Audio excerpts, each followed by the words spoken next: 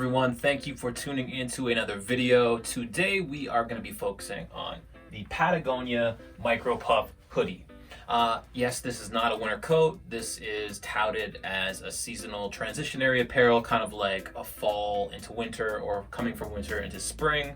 But Patagonia has claimed this jacket to be the warmest jacket they've ever made in terms of warmth to weight ratio. And the reason that's important is because the weight of this coat is virtually nothing. And this is definitely the lightest coat that I've ever worn. When I put it on, it almost feels like I'm not wearing a jacket. It's like a t-shirt or a second skin.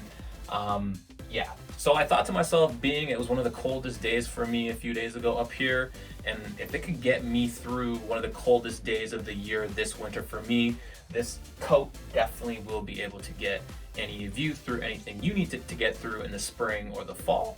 And yeah, so basically this video is going to be 3 parts. First part's going to be specs of the coat. Second part of the video is going to be fit of the coat on myself.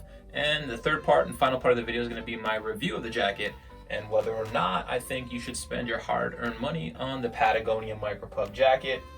This coat definitely surprised me. I think it might surprise you guys too. So without wasting any more time, let's hop into the review. So I'll start off by repeating that this is the best warmth for weight ratio of any jacket that Patagonia has ever made. And the reason I find that really interesting is because in your traditional down-filled jackets, the higher the fill power, that obviously means the more warm the coat or jacket's gonna be. Whether that's 500 fill power, 700 or 900, the higher the number, the better the quality, which should equal better warmth. If there's more of it, it's going to be warmer. If there's less of it, it's going to be less warm. So in total, this jacket is 227 grams or 18 ounces in weight. And the amount of PlumaFill, which basically is a synthetic, but it replicates the structure of down, there's only 65 grams of it in the total 227 grams. So that makes it really impressive that it's this warm, considering how little material and how little PlumaFill is inside of the coat. And also overall, just how light the entire coat is, period. The outer shell material is made out of 10 denier nylon. It's a very, very soft, delicate, thin material. And unfortunately, it would probably rip very easily, but luckily it is made out of nylon ripstop, which will allow that if you do get a tear in it, it's not just going to continue to rip and thread the entire way. So although thin, it is made of ripstop. The shell is also water repellent / resistant.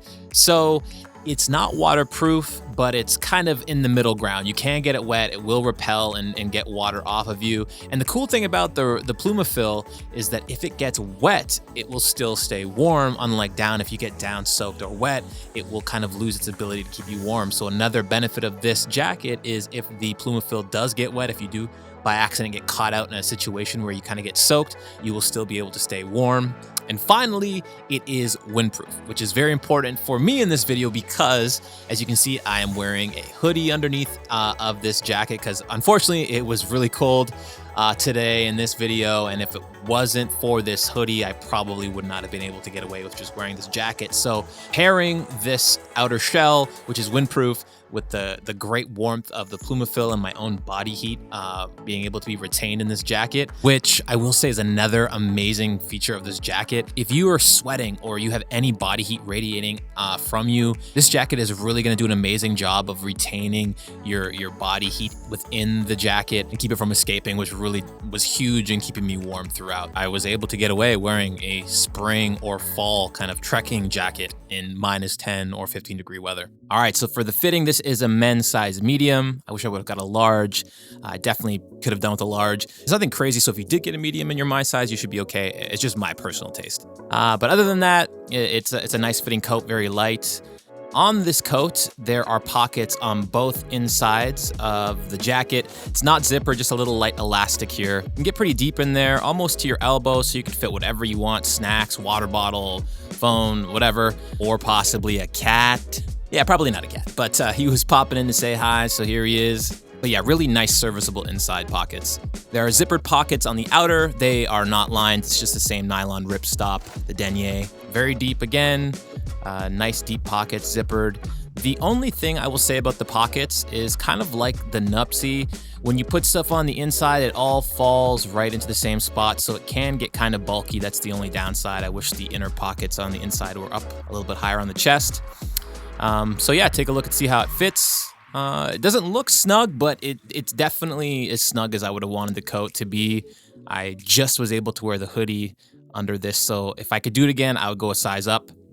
Again, I'm 6 feet tall, 42 chest, 31 waist, 180-ish pounds. So for anybody around my size, consider that. It does have an elastic waistband.